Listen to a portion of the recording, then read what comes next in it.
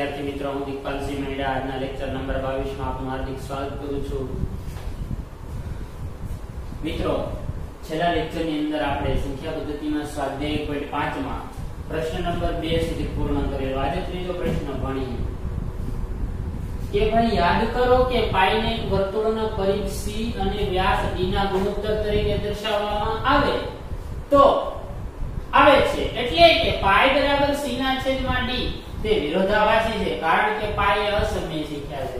હવે આ વિરોધાભાસનો ઉકેલ તમે કેવી રીતે લાવશો? આપણામાંથી આપણે કેવી રીતે? તો ભાઈ અહીં આગળ ઉકેલ મેળવીને લખીએ કે ભાઈ અહીં શું કીધું? પરિઘને આપણે શું લઈએ તો કે ભાઈ પરિઘ c કીધું અને એનું સૂત્ર આવે પરિઘનું 2πr. પછી વ્યાસ d, વ્યાસ બરાબર d બરાબર 2 ગુણ્યા ત્રિજ્યા થાય. તો આનો છેદ મેળવવો હોય તેથી પરિઘ ભાગ્યા વ્યાસ કરીએ એટલે ભાઈ પરિઘનું સૂત્ર 2πr અને વ્યાસનું સૂત્ર 2 ગુણ્યા એમાં 2r ઉડી એટલે મેળા કેટલા? પાઈ. જવાબ પાઈ આવ્યો. તે વિરોધાભાસી છે, બરોબર. આને એમ કીધું વિરોધાભાસી છે કારણ કે પાઈ એ અસમય સંખ્યા છે. તો ભાઈ એ અસમય સંખ્યા હોય તો પરિઘ અને વ્યાસનો જવાબ એ અસમય જ આવે છે ને, વિરોધાભાસી થશે નહીં.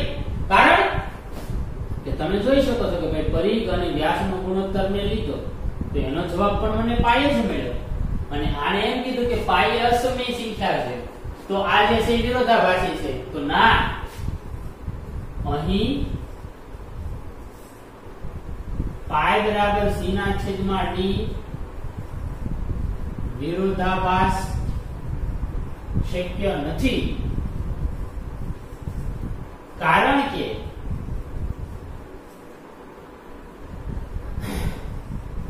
પરિઘ અને વ્યાસનો ગુણોત્તર પણ અસમય જ થાય છે, અસમય જ થાય છે. અને પાઈ એ પણ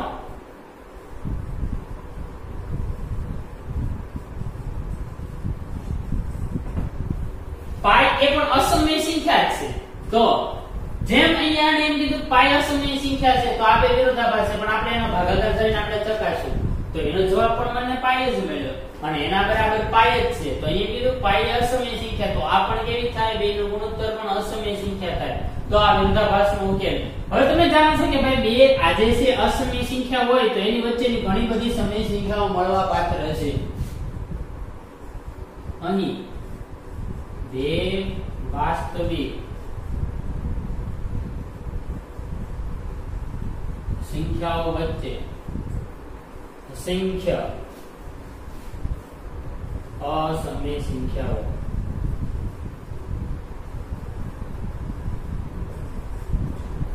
તમે આ પાઈ ની કિંમત કે ભાઈ એની પાઈ બરાબર જો 3.14 ખરેખર મિત્રો 3.14 એક્ઝેક્ટ નથી આવતા, ભાગાકાર કરજો 22 9 સુધી ચાલશે ને. વિપુલદર્શી પદ્ધતિમાં અસંખ્ય રીતે દર્શાવી શકાય, અસંખ્ય રીતે દર્શાવી શકાય.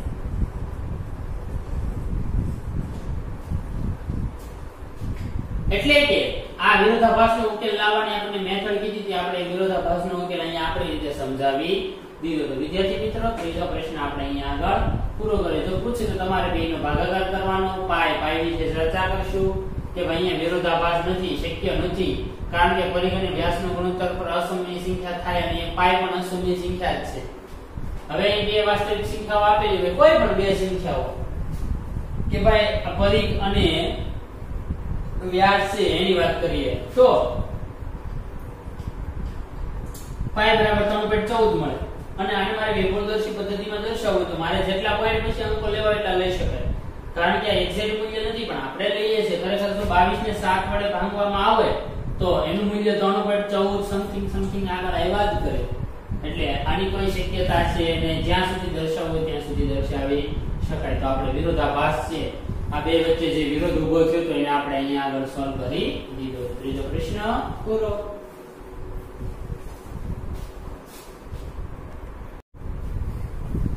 વિદ્યાર્થી મિત્રો આપણો ચોથો પ્રશ્ન છે કે વર્ગમૂળમાં 9.3 ને સંખ્યા રેખા પર દર્શાવો. સૌપ્રથમ તમારે એક કિરણ દોરી નાખવામાં આવી છે કે અને એ નામ આપી દઈએ x. ચાલો આ x કિરણ દોરી. હવે x કિરણ પર આપણે ફૂટપટ્ટીની મદદથી 9.3 મારે અંદાજિત અહીંયા હોય કે ભાઈ એટલું માપ જે છે 9.3 એકમ હોય તો એવું બિંદુ હું અહીંયા b લઉં.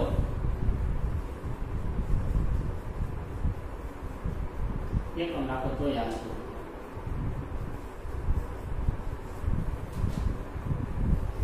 પછી મેં તમને ચર્ચા કરી હતી કે અહીંયા એક બિંદુ BC લેવાનું છે C નામનું. એ કેટલા એકમ થવું જોઈએ? 1 એકમ.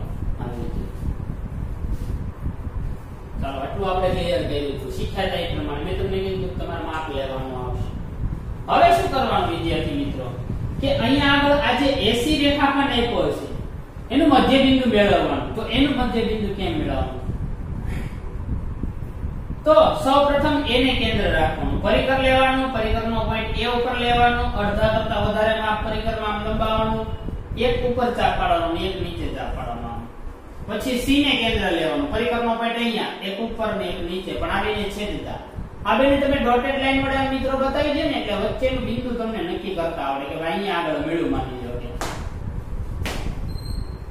આને આપણે મધ્ય બિંદુ P નામ આપીએ. આપી દીધું. હવે તમને મધ્ય બિંદુ કેવી રીતે મેળવવાનું? A ને કેન્દ્ર રાખી અડધા કરતા વધારે માપ પરિકરમાં રાખી એક ઉપર ને એક નીચે ચાપ પાડવાનું.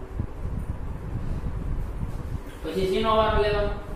ઉપર ને નીચે બે છેદતા ચાપ દોરીને P નામ આપી દેવાનું. હવે વિદ્યાર્થી મિત્રો પરિકરનો પોઈન્ટ P ઉપર P ને કેન્દ્ર લઈ PC કે PA જેટલી ત્રિજ્યા લઈ પેન્સિલ ની C કે A સુધી આમ લંબાવવાનું અને P ને કેન્દ્ર લઈને આવી રીતે આમ એક વર્તુળ દોરવાનું છે. આમ કોને કેન્દ્ર લઈ P ને આવી રીતે સમજાઈ ગયું મિત્રો?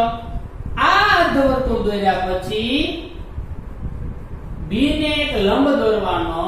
એને નામ આપી દેવાનું BD. અર્ધવર્તુળ ઉપર BD લંબ દોર્યો જે તમને વર્ગમૂળમાં 9.3 બતાવે છે. તો વિદ્યાર્થી મિત્રો આના મુદ્દા તમને લખી દો. રચનાના મુદ્દા.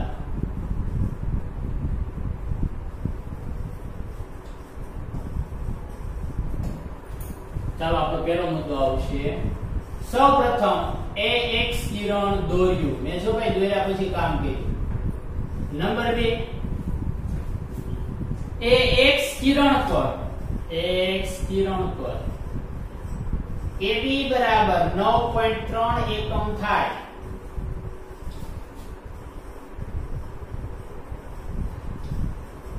એવું બિંદુ B લીધું.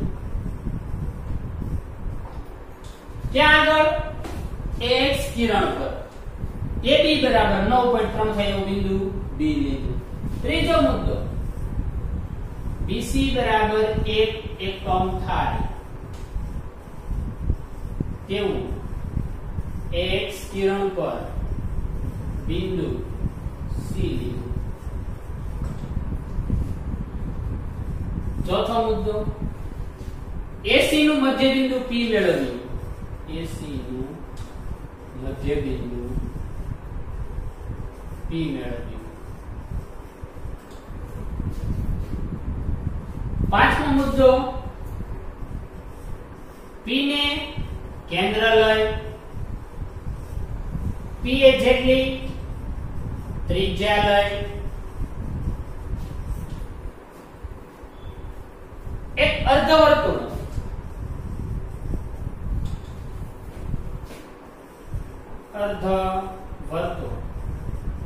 AC પર દોર્યું.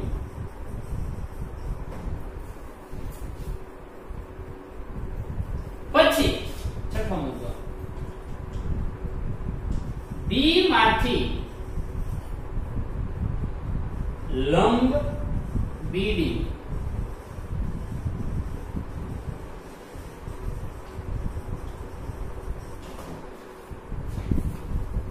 શેમાંથી મિત્રો B માંથી BD લંબ દોર્યો. ક્યાં આગળ? અર્ધવર્તુળ ઉપર BD દોર્યું. આમ BD બરાબર વર્ગમૂળમાં 9.3 રચના થાય છે. મિત્રો આના મુદ્દા પણ લખવાના. જો આવી રીતના સંખ્યા રેખા પર વર્ગીકરણ કરવાનું કે તો આકૃતિ પહેલા લખવાના, મુદ્દા પછી લખવાના. તો પછી લખો એટલે મેં દોર્યું લખ્યું ને એવું થાય છે. તો પ્રશ્ન નંબર 4 તમારો.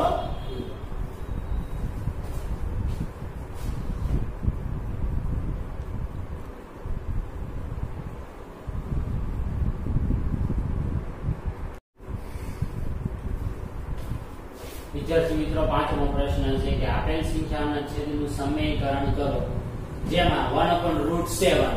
હવે મિત્રો અહીંયા આપણે છેદમાં અસમય સંખ્યા છે એનું સમીકરણ કરવા માટે અંશ અને છેદમાં એની જેવી જ બીજી સંખ્યા વડે ગુણી નાખવાનું. કે ભાઈ √7 હોય તો અંશ અને છેદમાં √7, √8 હોય તો એ રીતે. ચાલો ઉપરનો ગુણાકાર એમને √7 એકા √7 જ્યારે બે વખત નીચે ગુણાય એટલે √7 નો વર્ગ થઈ ગયા, વર્ગ ને વર્ગમૂળ ઉડી ગયા એટલે √7 ના છેદમાં 7.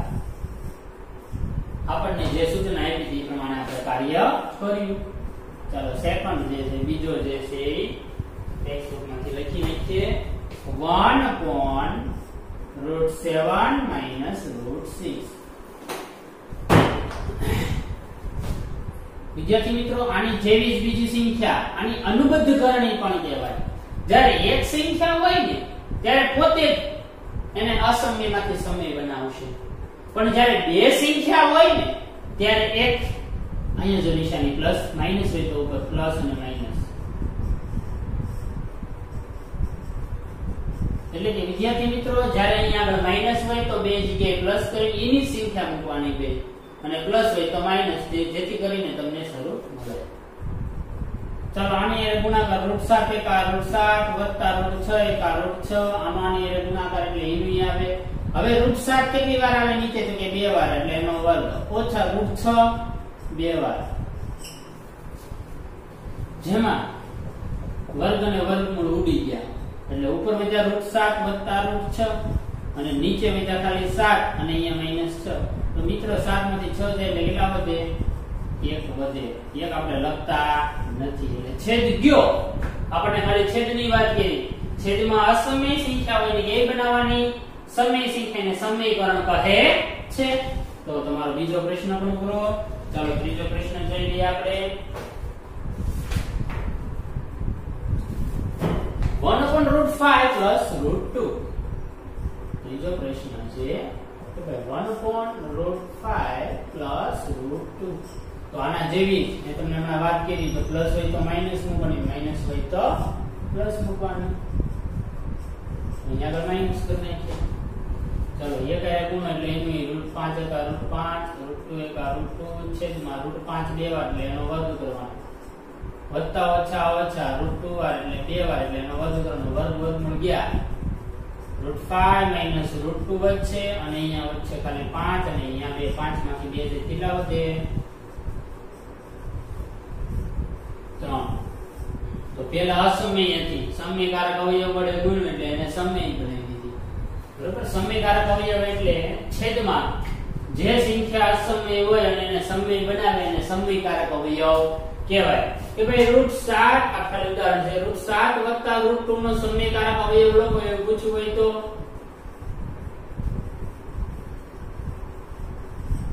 તો ખાલી નિશાની કરે મિત્રો √7 - √2 આનો સમીકરણ અવયવ. પછી ખાલી એકલી સંખ્યા હોય તો √7 નો, તો એ પોતે નો સમીકરણ અવયવ કોણ? તો કે √7 જ થાય. તો ત્રણ પ્રશ્નો પૂરા. પછીનો આપણે જે બાકી છે એ પૂરા કરીએ. તો લખીએ આગળ.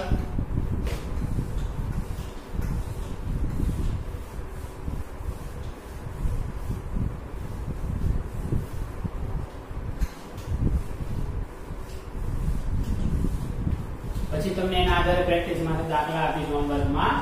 સમય અસમયકારક અવયવ વાળા તમને બહુ સિમ્પલ પડશે લખવામાં. ચલો ચોથો છે કે 1/√7 - 2. વિદ્યાર્થી મિત્રોનો ચોથો દાખલો છે કે ભાઈ 1/√7 - 2. તો અહીં માઈનસ છે તો પ્લસ વડે અંશ અને છેદમાં ગુણી નાખવાના. ચાલો √7 એકા √7 અને 2 એકા 2 અને નીચે √7 નો વર્ગ -2 × 4 અને અહીંયા આગળ વર્ગમૂળ 11 7 માંથી 4 જાય કેટલા વધે 3 તો વિદ્યાર્થી મિત્રો આ સાથે આપણો સ્વાધ્યાય 1.5 પણ અહીંયા પૂર્ણ પછી આગળ જે નવા ટોપિક છે એની ચર્ચા કરીએ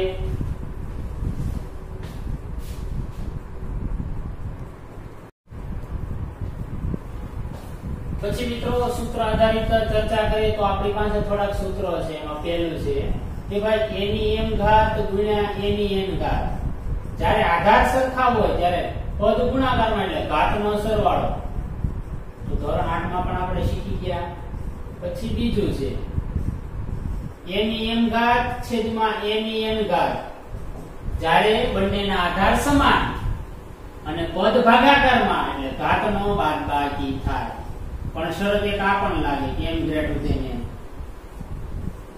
ક્યારે કે m n કરતા મોટો હોય તો હવે જ્યારે e ની જ પ્રોસેસ પણ 1/a ની m ઘાત માઈનસ n આવું ક્યારે બને તો કે જ્યારે m જે છે એ n કરતા નાનો હોય ત્યારે પછી ઘાતની ઘાતનો ગુણાકાર a ની m ઘાત અને a ની n ઘાત એટલે ઘાતની ઘાતનો ગુણાકાર એટલે a ની m n ઘાત થાય તો આવા આપણી પાસે ઘણા બધા સૂત્રો પણ આપણા મુખ્ય જે ચાર જે છે આપણે ખાસ યાદ રાખવાના છે નાના આધારે આપણે સ્વાધ્યાય નંબર 1.5 જે છે એની આપણે ચર્ચા કરીશું સોરી 1.6 તો સ્વાધ્યાય 1.6 એમાં પેલો પ્રશ્ન બોર્ડ ઉપર લખું કિંમતો શોધો દાખલા નંબર પેલો જે એમાં લખ્યું છે કિંમતો શોધો બહુ સહેલો સ્વાધ્યાય છે જેમાં પેલું જે છે 64 1/2 ચાલો મિત્રો અહીંયા 1/2 હવે એનો અર્થ એમ થાય કે 64 નું વર્ગમૂળ કાઢવાનું 64 નું વર્ગમૂળ કેટલું નીકળે તો એના માટે આપણે અગાઉ વર્ગને વર્ગમૂળ ભણી ગયા 8મા ધોરણમાં કે ભાઈ 8 નો વર્ગ કરીએ 1/2 એમને આ શું થાય તો કે 8 ની 2 ઘાત ગુણ્યા 1/2 આ બે ઉડી ગયા એટલે જવાબ કેટલો આવ્યો તો પહેલો પ્રશ્ન આપણો પૂર્ણ ત્યારબાદ બીજો 32 કૌંસમાં 32 1/5 ઘાત તો કે બેકી સંખ્યા છે એટલે 2 વડે ભાગ કરીએ તો 2 * 4 * 8 * 16 * 32 એટલે 2 ની 5 ઘાતે 32 થાય 2 ની 5 ઘાત કરો એટલે કેટલા થાય 32 હવે અહીંયા આગળ 2 ની 5 ઘાત ગુણ્યા 1/5 જેમાં 5 5 ઉડી ગયા એટલે કેટલા વધે 2 તો અહીંયા આગળ માત્ર જવાબ આવશે 2 ત્યાર પછી ત્રીજો પ્રશ્ન છે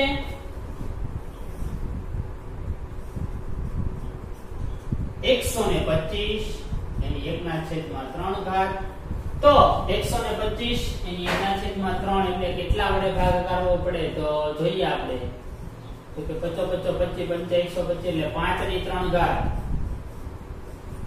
તો 5 ની 3 ઘાત ગુણ્યા 1/3 3 ઉડી ગયા કેટલો જવાબ આવે 5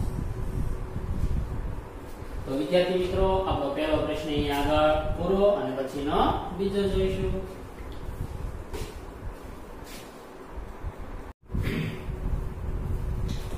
ત્યાર પછી વિદ્યાર્થી મિત્રો આપણો બીજો પ્રશ્ન છે કે કિંમતો શોધો એમાં પહેલો દાખલો જે આપેલો છે 9 એની 3/3 ઘાત હવે અહીંયા આગળ 9 છે ને અહીંયા 2 છે તો 3 નો વર્ગ કરીએ એટલે 9 થાય કેમ કે અહીંયા 2 ઘાત છે એટલે વર્ગ જ કરવાનો જેટલી ઘાત હોય એ પ્રમાણે આપણે વર્ગમૂળ કાઢવાનું 9 નું વર્ગમૂળ 3 નીકળે આનું સાદું પકડે કે 3 ની 2 ઘાત ગુણ્યા 3/3 એમાં 2 ઉડી ગયા એટલે 3 ની 3 ઘાત થયું હવે 3 ની 3 ઘાત એટલે 3 ગુણ્યા 3 થાય 3 તે 9 9 તેરી 27 આપણને કિંમત શોધવાની કીધી તો જવાબ આવે આનો 27 પછી આનો વારો લે પ્રશ્ન નંબર 2 32 જે છે એની 2/5 ઘાત તો 32 ક્યારે થાય તો આપણે હમણાં જ જોયું કે 2 ની 5 ઘાત કરો એટલે 32 થઈને 2/5 એમને તો 2/5 ગુણ્યા 2 ની 5 ઘાત ગુણ્યા 2 ના છેદમાં 5 એમાં 5 5 ઉડી ગયા એટલે 2 ની કેટલી ઘાત થઈ ગઈ 2 2 ની 2 ઘાત એટલે 2 ગુણ્યા 2 અને 2 દુ ને 4 તો આ પ્રશ્નનો જવાબ કેટલો આવશે 4 પછી ત્રીજામાં 16 ની 3/4 ઘાત હવે 16 જે છે તો 2 ની કેટલી ઘાતે 16 થાય 4 ઘાતે શું કામ 4 કેમ કે અંશ અને છેદમાં 4 છે ઉડાડવાના તો 2 ની 4 ગુણ્યા 3/4 ઘાત 2 ઉડી ગયા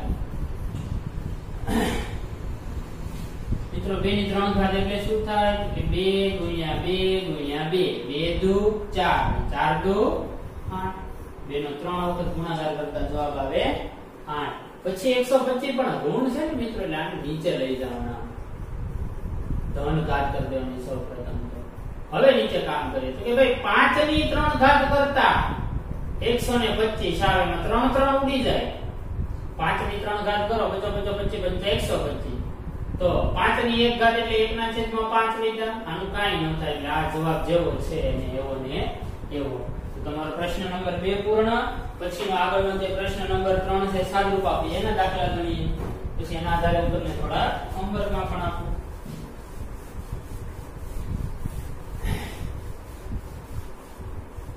થોડું વ્યવસ્થિત સાદુરૂપ આપવું વ્યવસ્થિત કિંમત વિચારવાનું કે કોની કેટલી ઘાતે શું જવાબ મળે કેમ કે એના માટે આપણે મિત્રો વર્ગ અને વર્ગમૂળ જે છે એ આવડવા જરૂરી છે જે ધોરણ આપણે 8માં અને 7માં શીખી ગયા તો એ બેઝ ઉપર ધોરણ 7 અને 8 ના બેઝ ઉપર વર્ગ અને વર્ગમૂળ આમાં લાગુ પડશે આમાં આપણે ચેપ્ટર આવતું નથી કેમ કે અગાઉ આપણે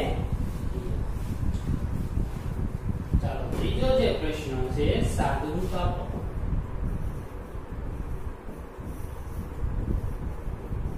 સાદુરૂપ એમાં પહેલો દાખલો કે ભાઈ 2 ની 2/4 ઘાત ટપકો એટલે ગુણાકાર છે ઇન્ટુ 2 ની 1/5 ઘાત મિત્રો અહીંયા આગળ બેના આધાર સરખા છે પદ ગુણાકાર એટલે આપણું સૂત્ર મેં તમને લખાવ્યું સૂત્ર કયું લાગુ પડશે તો કે a ની m ઘાત ગુણ્યા a ની n ઘાત તો a બરાબર m વત્તા n આધાર સરખા પદ ગુણાકારમાં તો ઘાતનો સરવાળો તો તેથી 2 m ને n 2/3 વત્તા 1/5 ઉપર છે તમારે સાદુરૂપ આપવાનું તો લસા લેવો પડે 5 દુ 10 એટલે 2 ની 10 ઘાત વત્તા 3 1 3 3 5 15 તો 2 ની 10 ને 3 13 ઘાત તો 13 ના છેદમાં 15 અને સાદુરૂપ આપવાનું હતું તો આપણે આપી દીધું તો 2 ની ઉપર કેટલી ઘાત આવશે 10 ને 13 ના છેદમાં 15 તો પહેલો પ્રશ્ન તમારો પૂરો પછીનો સેકન્ડ બીજો જોઈએ 1 ના છેદમાં 3 ની 3 ઘાત અને એની 7 ઘાત 1 ના છેદમાં 3 ની 3 ઘાત અને એની 7 ઘાત પહેલા તો આનો આ જે ઘાત છે 1 ની ઉપર 7 ઘાત છેદમાં ઘાતની ઘાતનો ગુણાકાર થાય એટલે 3 ની 3 ગુણ્યા 7 ઘાત થઈ ગયું 1 ની 7 એટલે 1 નો 1 3 ની 7 તેરી 21 3 નો 21 વખત ગુણાકાર કરો બરોબર અથવા એમને રહેવા દેવું તો છૂટી સાદુરૂપ આપો એટલે અહીં સુધી હાલે પણ આગળ લઈ જવું જોઈએ મને કઈ વાંધો નથી પણ 3 નો 21 વખત ગુણાકાર એટલે મિત્રો બહુ લાંબુ થાય એટલે આપણા પ્રશ્ન પ્રમાણે આની કિંમત અહીં સુધી જ મેળવવાની છે સાદુરૂપમાં જો કિંમત શોધવાનું કીધું હોય તો તમારે ફરજિયાત 3 ને 21 વખત ગુણવો પડે તો 3 ને તમે 21 વખત ગુણો એટલે 3 ગુણ્યા 3 ગુણ્યા 3 તો બહુ લાંબુ થઈ જાય છે એના માટે આપણે અહીં સુધીનું એમને રાખીએ પછી એનો ત્રીજો પ્રશ્ન છે એ જોઈએ તો ત્રીજા પ્રશ્નની અંદર 11 ની 1/3 છેદમાં 11 ની 1/4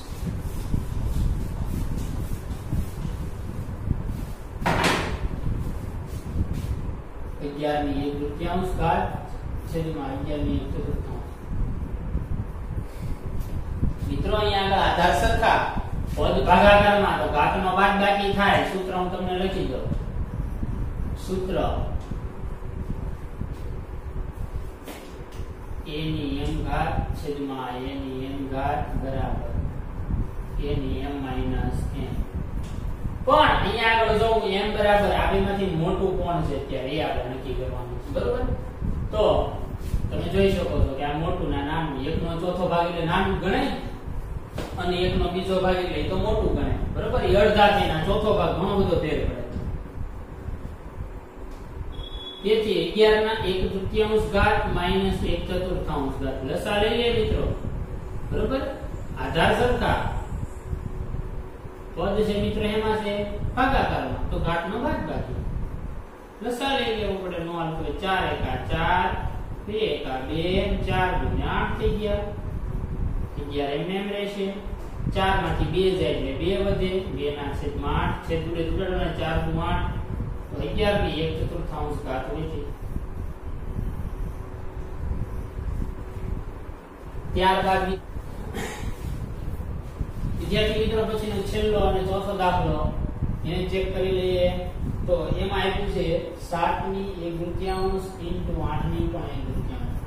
મિત્રો અહીંયા આગળ બેની ઘાત જે છે એ સમાન છે એટલે મારે એને 7 * 8 કરીને બેની આખી ઘાત મૂકવી તો મૂકી શકાય.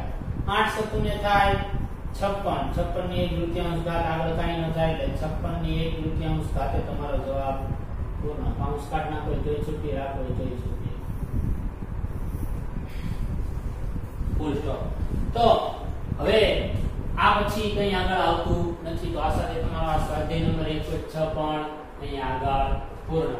સ્વાધ્યાય 1.6 પૂર્ણ થયા પછી તમારું ચેપ્ટર નંબર પૂર્ણ થશે. પણ આમાં જે કાંઈ અગત્યના દાખલા આવશે એને પણ હું તમને કરાવીશ. ઓકે.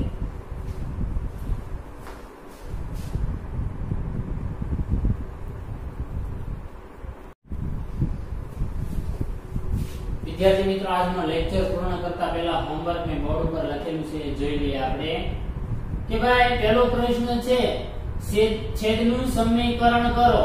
એમાં મેં 3 પ્રશ્નો મૂક્યા છે. એમાં પહેલો 1/√2 આપણે શીખી ગયા એ પ્રમાણે. પછી બીજો જે છે 1/2 + √3. ત્રીજો 5/√3 - √5 અને ચોથો જે 1/7 + 3√2. તો આના 4 પ્રશ્નો. પછી બીજા પ્રશ્નની અંદર સાદું રૂપ આપો. એમાં પહેલું જે છે 2 ની 2/3 એટલે ગુણાકાર 2 ની 1/3 ઘાત. બીજું 3 ની 1/5 ઘાત અને એની પાછી 4 ઘાત. પછી ત્રીજું 7 ની 1/5 ઘાત અને એના છેદમાં 7 ની 1/3 ઘાત. અને ચોથો જે પ્રશ્ન છે કે ભાઈ 13 ની 1/5 * 17 ની 1/5. અને ત્રીજો પ્રશ્ન છે વિદ્યાર્થી મિત્રો એ કે આપણે સંખ્યા રેખા ઉપર શીખ્યા ને અહીંયા આગળ વર્ગમૂળમાં 3.5 ને સંખ્યા રેખા ઉપર દર્શાવવાની છે. તો વિદ્યાર્થી મિત્રો આજના લેક્ચરમાં આપણું ચેપ્ટર નંબર 1 પણ અહીંયા સંપૂર્ણ રીતે પૂરું. કોઈ પણ રીત કે ઉકેલ બાકી રહેતું નથી. સંપૂર્ણ દાખલાઓ જે છે એ પણ શીખી ગયા. જે કઈ સંખ્યા રેખા ઉપર દર્શાવવાનું એ પણ શીખી ગયા. સૂત્રોની ચર્ચા કરી લીધી. ખ્યાલ આવ્યો? સારાંશની અંદર જોઈએ તો પ્રાકૃતિક, પૂર્ણાંક, પૂર્ણ સંખ્યા, સમય સંખ્યા, અસમય સંખ્યા, વાસ્તવિક સંખ્યાઓ પણ કહેવાય એની આપણે ચર્ચા કરી. ઘણી બધી વર્ગમૂળમાં દર્શાવવાની સંખ્યાની ચર્ચા કરી. સમય કોને કહેવાય, અસમય કોને કહેવાય એની ચર્ચા કરી. તો આ પહેલા ચેપ્ટરની અંદર આવી તમામ વિગતો આપણે અહીંયા આગળ પૂર્ણ કરીએ. પછી નવા લેક્ચરમાં નવા પ્રકરણની આપણે શરૂઆત કરીશું. તો આપનો આભાર.